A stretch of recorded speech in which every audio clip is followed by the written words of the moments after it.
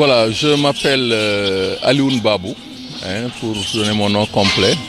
Je suis professeur de philosophie dans plusieurs écoles, mais principalement au lycée Amadou Ndak Seck de... waaw ñun ñaar la ñuy doon am na beneen collègue mi ngi si yoon bi di ñëw ñu ñoo war a animer tey ndaje mi pour que élèves yi ñu fàttali leen fàttali lay doon du ay leçons yoo xam ne dañ koy reprendre parce que mënoo ne si benn fan nga defaat leçon yoo xam ne da nga ko war a def année bi yëpp mais ay fàttali la yoo xam ne da leen di permettre li ñu jàng mu wóor leen donc ñoom jàng nañ benn ñaar bu ñu amee ay questions yoo xam ne ba léegi leerul seen bopp c'est une occasion aussi pour leeral leen ko pour que mercredi ñu mën a affronter examen bi sans difficulté loolu mooy solos ndaje mi mais du leneen.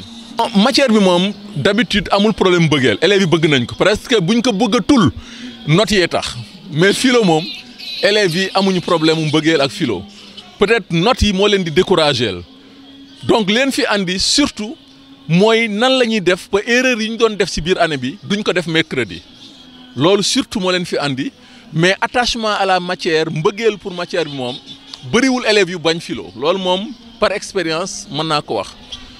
luy leen jaaxal rek mooy notes yi souvent notes yi du baax comme ni mu war a baaxee loolu mooy décourager ñenn ñi mais du question bëggeel bi.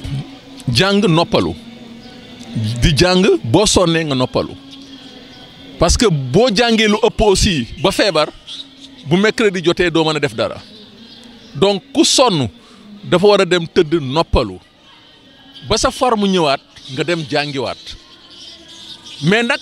bañ a toog bañ a jàng moom baaxul boo amee examen bu sérieux comme le bac da nga war a bàyyi lépp consacré wu ci jàng te première épreuve bi bac bi mi commencé mercredi te yenn notes yi boo ko fa amee mën na la yàqal juillet leneen li boo defee lu baax sax après li nga defoon fii lu bon mën na ko yàq moo tax ma leen di fàttali ne bac bi commencé wul juillet mercredi bii lay commencé.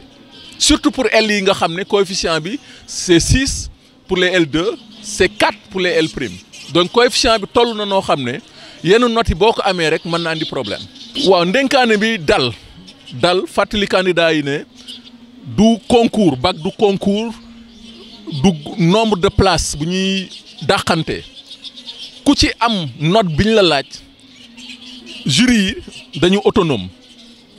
benn gouvernement benn état imposé wul benn jury nombre d'admis ku war a jàll jury bi de manière souveraine indépendante da lay déclarer nga admis donc ñu dal xam ne duñ leen laat leneen ci examen bi lu dul li. waaw li ñuy tere moom li xew daaw war na tax ku nekk bàyyi ci xel maa ngi koy wax sànq ci nasaraan am na élève bu ma yor ren ji déclaré woon nañ ko mu jàll. mais parce que si la bokkoon examen dañ ko annulé mi ngi defaat bac loolu dara jaru ko ci àdduna coono bi nga daj daaw ba jàll war ko commencé waat ren loolu élève war na ko moytu surtout loo xam ne benn suba la entre 8h ak 12h nga bàyyi sa portable seen kër xalaat naa waru rey kenn mais jël risque ne dama ko fay ñu fuyee la gis portable bi. yàqal la sa examen yàq sa sacrifice yi nga def ci année bi yëpp rusuloo say parents loolu dara jaru ko ci àdduna loolu daal laa leen di dénk jarul yóbbu portable. Je m'appelle Dadi Nying et je suis au lycée d'excellence privé Cheikh Hamidou Kane. Pour révision ñi ngi yaakaar ni ñi leen jiite ñi jiite révision yi dinañ ñu mën a jàppale de telle sorte que liñ comprendre lépp ñoom ñu dellu si waat pour que ñu mën ñoo dimbali ci anticiper philosophie bi. Compréhension du sujet. Parce que parfois dafay am ay mots yoo xamante ni il faut que nga réfléchir jël ce temps prendre lire que souligner mots clés yi pour comprendre que mais plusieurs des élèves ñoom duñ def loolu dañuy ñëw rek songu sujet bi je vais dire songu sujet bi te duñ xalaat duñ jël temps réfléchir loolu mooy problème lu ëpp c'est pas que élèves yi duñ xam ñoom nan la ñuy def c'est pas que duñ comprendre ces leçons duñ comprendre lépp lu ñu def classe mais buñ lire sujet bi yenn saa lu tuuti mën na leen yàkkal. waaw loolu la. du suñu professeur boo xam ne nañ tey buñ xoolee buñ tiit parce que buñ tiitee rek dañuy nar a yàqu te buñ yàkkam si parce que nee na yàkkam si yàqule nañ jël seen temps lire bu baax xool lu ñu leen laaj exactement pour ñu mën see sortir ñu bañ a indi seen portable def li ñu leen sant parce que bu ñu leen ne comme monsieur li mu wax nag bañ a indi sa portable benn jour rayul nit mën nga ko bàyyi boo wàccee nga dem jëli ko c'est tellement simple jarul nga xëy indi seen ko parce que du la jàppale la ngay doyee sa portable boo wàccee xool heure soxlawul boo wàccee mën nga génn nga laaj professeur yi ñoom xanaa duñ ñàkk portable ñu wax la heure wala dara même bu fekkee da ngaa bëgg passer appel nga bàyyi sa portable rek xam ni du yàgg ñëw def sa épreuve dem en paix kenn du la indil benn problème. Faire des rappels. En réalité, nous n'avons pas la prétention de refaire toutes les leçons qui ont été faites depuis le mois d'octobre. Il s'agit simplement de faire des rappels succincts sur les différentes parties du programme, sur les différentes leçons, pour leur permettre de se rafraîchir la mémoire et connaître les axes majeurs des leçons. Quelques heures quand même, c'est pas très évident de revisiter peut-être toutes ces parties du programme. Absolument, il y a un aspect psychologique au-delà de l'aspect connaissance. Le fait que les élèves se retrouvent avec un professeur, ça peut aussi avoir un effet psychologique en les rassurant et en leur donnant aussi l'occasion de poser les dernières questions, de lever les dernières inquiétudes, n'est-ce pas, qu'ils ont. Il est toujours possible de se rattraper parce qu'on le voit chaque année, des élèves qui pendant l'année n'ont pas pu s'en sortir, mais au bac se retrouvent avec une bonne note. Donc rien n'est fixé définitivement, c'est pourquoi il est toujours bon de fréquenter ces genres de conférences. On peut toujours y tirer quelque chose, un conseil, une connaissance qui peut changer la donne. Donc c'est toujours cela qui se passe. Et, chaque année, on voit des élèves qui sortent du bac avec une note de philosophie qu'ils n'ont jamais eue. Donc rien n'est définitivement fixé pour eux. Ceux qui sont passés par le bac, tous ceux qui ont fait le bac, ont vécu ces moments-là. C'est des moments d'inquiétude. Parce que le baccalauréat, c'est un examen social. Tout le quartier est au courant, toute la famille est au courant. Donc les candidats subissent des pressions énormes, n'est-ce pas, qui font qu'ils vivent une inquiétude considérable. Ça, tous ceux qui ont fait le bac se rappellent de cette inquiétude-là, ont vécu cette inquiétude.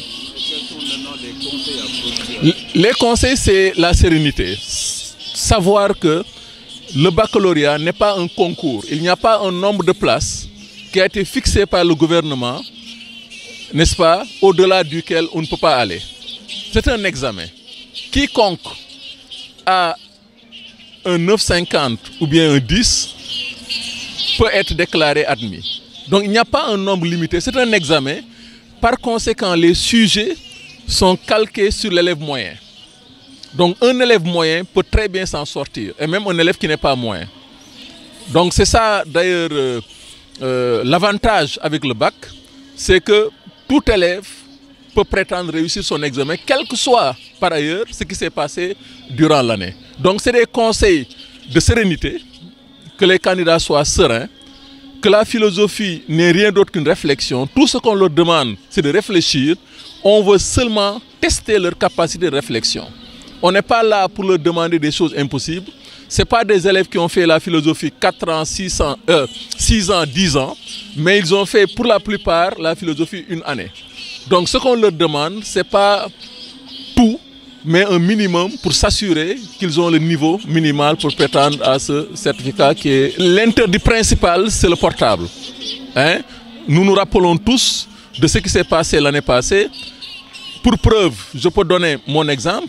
Actuellement, j'ai un élève qui reprend le bac alors qu'il avait réussi. Parce qu'il faisait partie du lot. Donc c'est pourquoi nous invitons encore les élèves à faire un effort pour ne pas se créer des problèmes inutiles. Je pense que laisser son portable une matinée à la maison, je ne pense pas que ça puisse tuer quelqu'un. L'autre, c'est de ne pas avoir aucune tentation de tricherie. Parce que tricher et qu'on vous prenne, vous gâchez toute une année de sacrifice. Et d'ailleurs, toute votre famille également va en pâtir. Parce qu'il y a la honte derrière.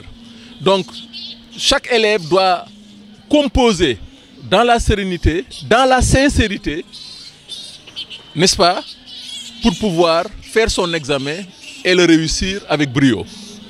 Merci. Voilà. Vous êtes candidate au bac? Oui, je suis candidate au bac. Voilà, dites-nous, à 4 jours de l'épreuve anticipée de philo, dans quel état d'esprit vous préparez l'examen? En ce moment, je ne vais pas dire que je ne suis pas stressée, mais je ne dirais pas non plus que je suis totalement confiante. Parce que ça, c'est un sentiment tellement partagé. Le stress, même si une personne dit qu'elle a confiance en elle, à l'approche d'une épreuve qui représente, je vais dire, la moitié de ce que tu vas avoir au bac, je vais dire, ça fout la truie en quelque sorte. Et j'espère qu'avec cette conférence-là, et que nous allons bientôt faire, que les professeurs ils vont revenir sur tous les points qui sont assez difficiles à comprendre aux élèves. Merci. L'année dernière, j'avais entendu dire que plusieurs de mes amis n'avaient pas pu faire le bac à cause de leur portable. Et j'espère que mes camarades en cette année-ci vont tenir compte de cela et ne vont pas porter leur portable. Parce que quand on interdit quelque chose, c'est pour le bien des élèves. Merci.